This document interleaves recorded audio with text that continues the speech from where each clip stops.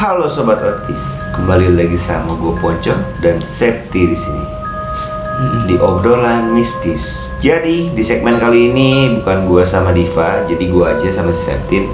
Karena Diva tuh lagi ke Bali sebulan dan nanti kita tunggu aja ada cerita apa di sana dan juga sama si Aboy.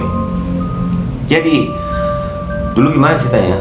Jadi kita tuh punya usaha dulu ya di sektor 9 di Bintaro. Urusannya perkucingan juga.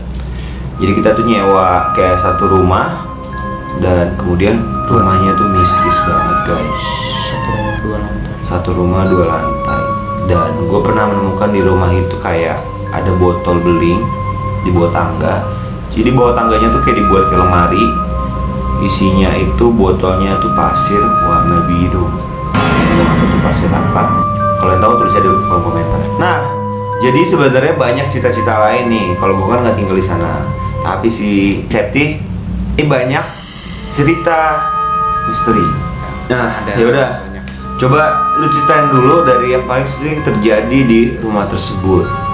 Yang paling sering itu lebih kayak suara, menyerupai suara.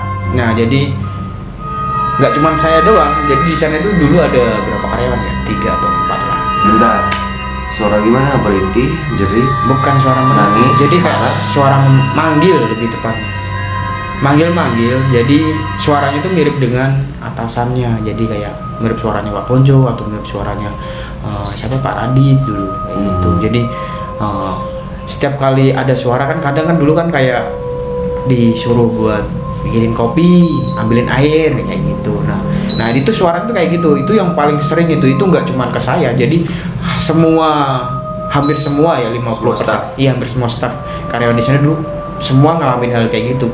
Nah pas disamperin ke sananya, si bosnya ini sendiri ditanya, "Bapak nyuruh ya?" Itu nggak ada yang manggil katanya. Padahal kopinya masih banyak. Padahal baru dibikinin, jadi pas ibaratnya baru dibikinin tapi tiba-tiba udah manggil lagi. Jadi kita datang ke atas itu ya kayak orang dikerjain, cuman pas ditanya mereka semua juga nggak ada yang ini. Nah itu nggak cuma sekali 2 kali soalnya, dan semua staff ngalamin itu semua.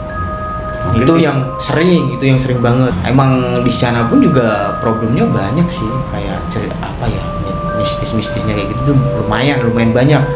Kayak kucing, ada anak kecil, terus kucing hilang. Tapi balik lagi. Anak kecil, ya cuman lama. Jadi tuh kalau kucing yang hilang, posisinya tuh dulu kan setiap playground, nah habis sore malamnya kan dimasukin ke ruangan buat kucing. Nah ruangan itu sendiri kan dikunci.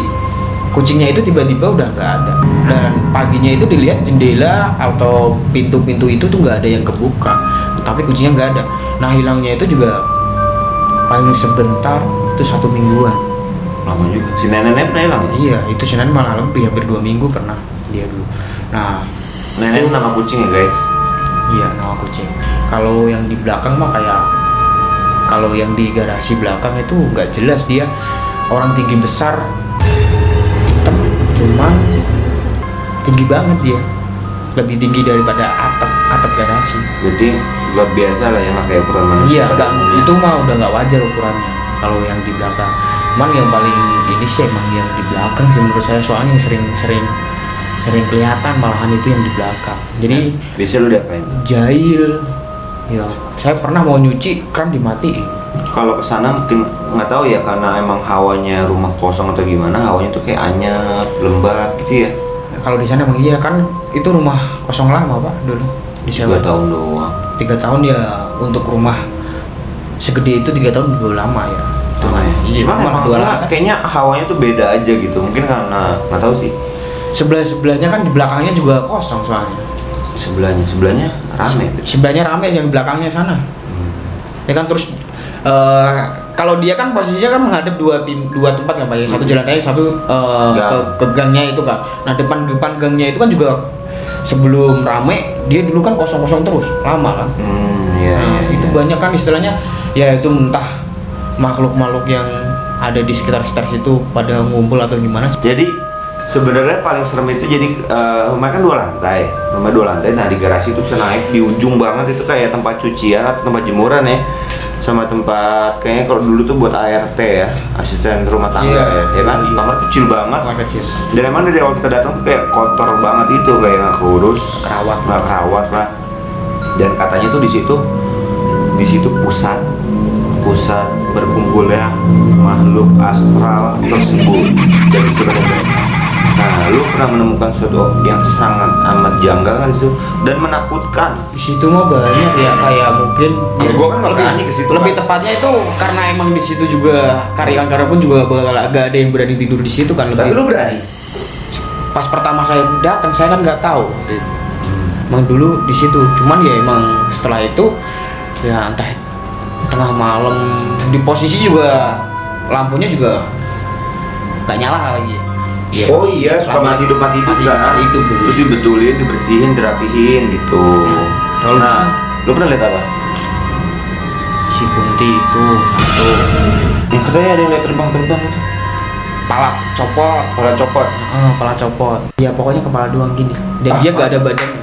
Masih ada zaman sekarang gitu ya? Itu mah dulu ya, 2015. Iya. 6 tahun lalu.